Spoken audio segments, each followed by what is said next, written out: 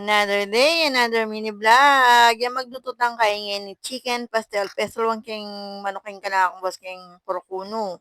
Yan pe bukal ta na kanyang kaya kay basinali na akong pamulog kayang harap. Yan may kaita ng ayan may ngaita ng kay kanyang kayang bawang sibuyas. Sampo pang sili. Bakit yan dito kasipan. No? Kaya pa masabi-sabi na.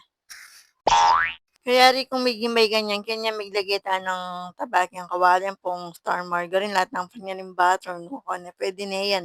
Pampalasa na rin yan. Yan, tas bilitan itang kaya katamong baong sibuyas ang pong sili, itang pinood processor tamo. Food processor na yan. Pi mekos tayo kinangga kaya mag golden brown niya. Bayo tayo bilitang tang manok na hinimay tamo. Yan, bilitan niya kanyang kaya kaya ba't pi mekos tayo mo. Tsaka tanay din ang kanyang sangkap ken ako na mapapakit ng makanano kasi. Hingin ka na akong boss, may high blood ko kaya. Ano kami pa kanya niya, pamekos kaya mo. Magbusi iya po, maranop niya ka no kami pa kanya niya.